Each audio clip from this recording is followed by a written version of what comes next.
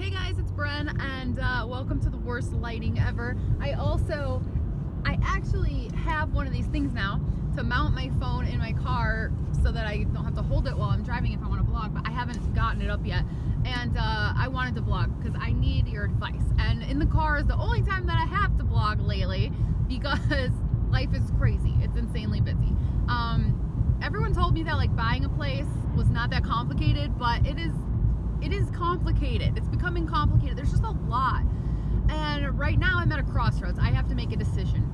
Okay, so the inspection, okay, first of all, to start, I think I've come to terms with the whole 107.5 thing. I'm still kind of upset with myself that I didn't, go in at 105, but everyone is telling me that's still a really good price for that area, and that they would expect that it would go for more. So I still think I got a pretty good deal considering, so I'm trying to not be upset about that anymore.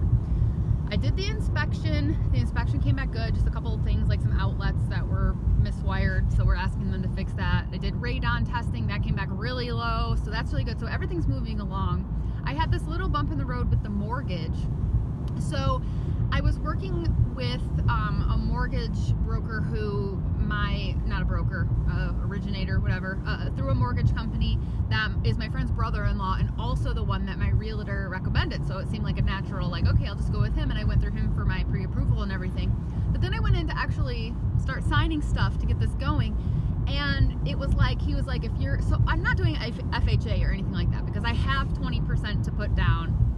P.S. You guys crack me up because I've had so many messages on like Instagram and stuff from some of you guys just being like, wait a minute, you bought a house all by yourself even though you're a spinster? How did you do that? And I'm like, I know, I can't even believe they're taking my lady money. Look at me with my perfect credit and my down payment and everything else. How on earth did I do it? But anyway, so yes, I'm putting 20% at least down, so I'm not doing like FHA or anything, because that's, if you have 20%, you should just put 20% down. But he was like, I can get you this rate if you put down 20%, but I can get you, and it was like 5.5, that's not that good. And he's like, but if you put down 25% down, I could get you 5% interest rate. And I still felt like that's not that good for someone who has like 810 credit like myself. So I told him I needed to think about it, and I was just trying to think about it because there's also the option of like buying a point and all this stuff. And I started to think, well, maybe it would be better for me to just put the 20% down and put the rest towards paying off my car loan that I have now because I got totaled in October. But then I looked at my car loan to see like how much I have left on it, and I realized my car loan is 4.79. And I'm like, the auto loan should not be a better interest rate than the mortgage.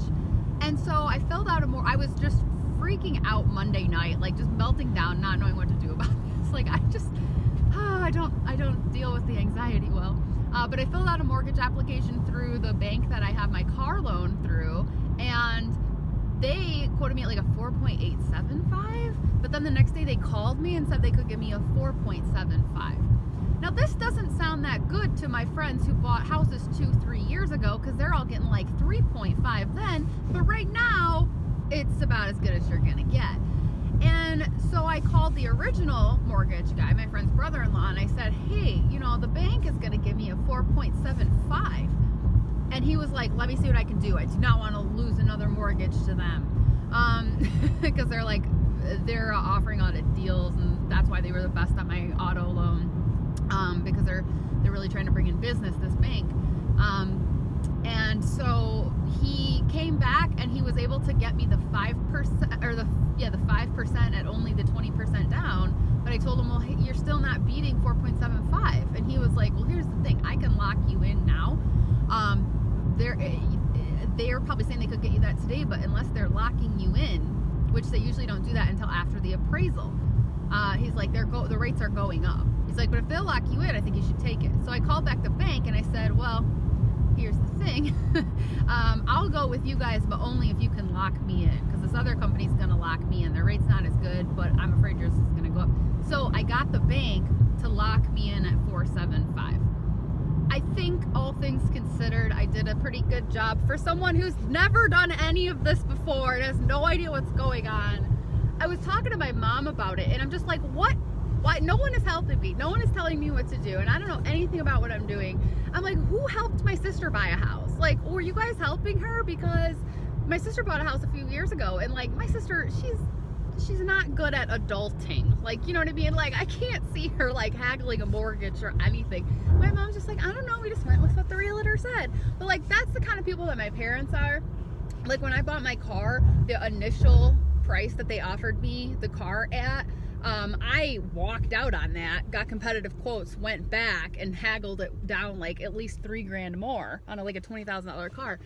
My mom like looked at the first price and she's like, well, that seems reasonable. I probably just would have paid that. You know, like, my parents don't haggle. They're the kind of people that when the cable company ups their cable bill, they just pay the higher price.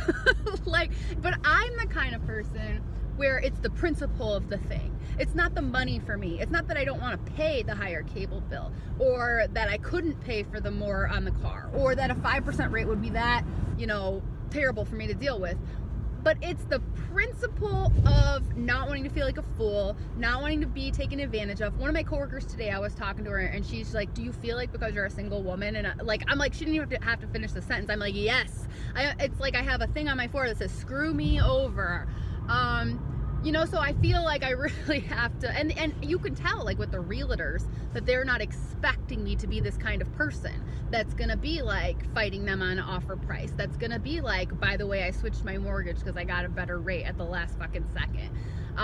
But you know, I'm just trying to do the best that I can do without it being like, you know, without it like flaring up my anxiety, because there are some things in life where it's like, just pay a little more so that I can like relax. But anyway, now here's the problem that I'm facing.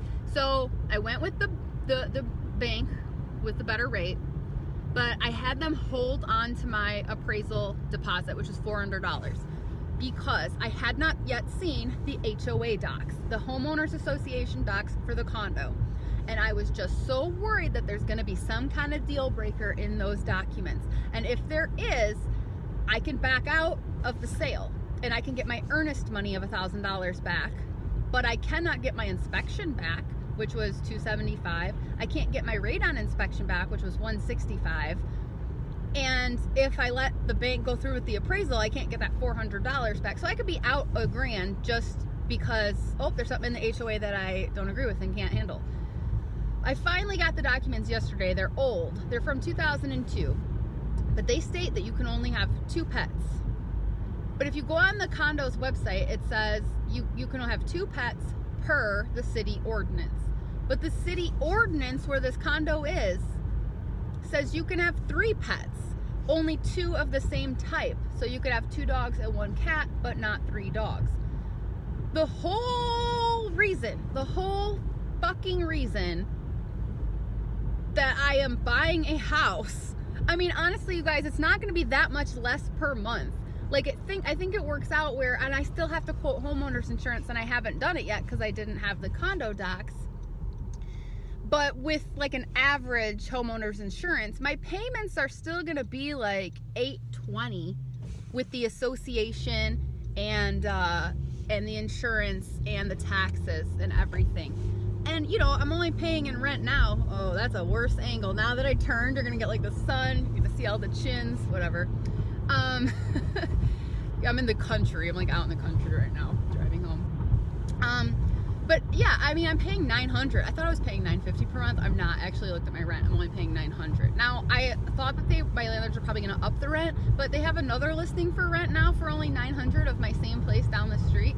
And so I'm like, maybe they wouldn't have upped my rent. You know, and yes, I wanted the freedom of being able to like decorate and stuff like that. And yes, everyone says it's an investment, but like, honestly, is it an investment? Because after all of the money that I'm gonna lose on like closing costs and inspection and stuff, like all this freaking money that you're paying, I don't really feel like I'm gonna be saving that much money from what I was when I was renting. It's gonna take me a while for the price of the value of that property to exceed the money that I've spent on moving in.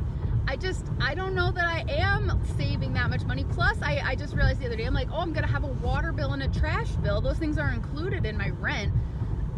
I don't know if buying even was a good financial decision. Everybody says buying a house is a good financial decision, but looking at my bank account, like, I don't like it being so, you know, like, it's just gonna be like $25,000 lower in like a minute, and that makes me nervous. And I wanted to pay off my car loan, and it's like I can, but I don't know, I'm kind of a money miser. Like, I like having a big number in the bank, and it makes me nervous when it gets too low. But anyway, so I just don't even know if I'm doing the right thing. But the main reason that I even started looking at places at all was because I want to get another dog. That was my whole purpose. My whole point is I was like, I'm sick of being a renter because I just want to be able to have the pets that I want to have. But I don't want a house because I do not want to ever mow a lawn or shovel a driveway. I just don't want a landscape. I don't want a garden. I don't want anything to do with anything outside. You know, a condo is perfect for me in that. But I feel like having to live by these fucking condo association rules is like you might as well have a goddamn landlord. It's really pissing me off. So anyway, you know, here's my question to you all. What if my pet is a cat? Probably no one's even gonna know that I have her. But they might if they see her in the window. They're gonna see two dogs. They're gonna see two dogs outside. And then there's Clover, who's an inside house cat. Potentially, someone could see her in the window and know I have 3 pets. How worried about this do I have to be? I mean, according to the condo bylaws, if you're breaking any of the bylaws, they have the right to enter your property and, like, fucking fix whatever you're doing wrong. So, I don't know, seize my cat, seize one of my dogs, I don't know. You know, with my luck, I'll end up living, like, next to the president of the association or something. So, here's the information that I have to go on right now. My friend used to live there. Same association, same street. I'm basically moving into an identical condo of what she had a few years ago. I should have just bought her. She tried to get me to, and at the time I was like, no, I don't want to buy. She says they're not nosy and I should just do it and not even worry about it. She didn't even think twice about it. But this is my friend that has like no anxiety. The one I told you is just always like, be happy, whatever. She's like, no one's gonna know. You have a cat, who cares? Nobody's gonna do anything. The current owners, I am told by my realtor, didn't even know there was a pet policy. So if that's any indication of how seriously people who live there take it, I don't know. But again, it's like kind of for me the principle of the thing, the fact that like, and then there's this other part of me that's like, okay, so I could move in. I only have 2 pets right now. I could like go to all the meetings and petition for a change of the association bylaws. You know, like I could be that person, but it's not even like just my, like the condos in this area that are together. Like they're tied to a larger builder that has built condos all over the place. Like I'd be going up against a real big deal to get that changed. But if their reasoning for it being 2 pets is that it's city ordinance and it's not city ordinance, I feel like I just need to point that out. So yeah, I could petition for them to change it, but God, I don't need that. I have 2 jobs. I have a YouTube channel. I have a life. I don't have time to be doing that. And also I want to get the dog in May, so I get it at the beginning of the summer when I'm home more. So should I just proceed? Should I just keep going with this place? Should I buy the place and just get a dog and just hope nobody, to spite me, reports the fact that I have a cat too, and then they fucking, you know, give me 3 days notice to lose one of my pets or something, because that's what would happen. Do I just count on the fact that like no one's gonna be an asshole like that and just move in and get a dog and whatever? Or do I back out of the whole thing, lose my inspection money, flush that down the toilet, and then have to renew my lease and keep looking for a place and start this whole process over again? And then when I have to break my lease mid-lease, I'm gonna lose $900 on that. So if I don't move in now because of the pet laws, it's gonna cost me close to $1,500 between the inspections and the penalty for renewing and then breaking my lease. And I have to start all over. Or do I just move into this place, get another dog, and cross my fingers? what would you do? That's it for now. So I will, I'm gonna try to get this little thing hooked up so that next time I vlog from the car, it'll be like from a better angle, and like I won't, you know, it'll be safer. Although I've gotten really good at, as you can see, like I got one hand on the phone and one hand in the air. I've gotten really good at driving with my knee. I drive so much, I do it all the time. I'm always like eating while I'm driving and stuff, because that's life on the road for my job. But anyway, I will let you guys go for now. Let me know what you think I should do, and thanks for watching, and I'll talk to you later. Bye.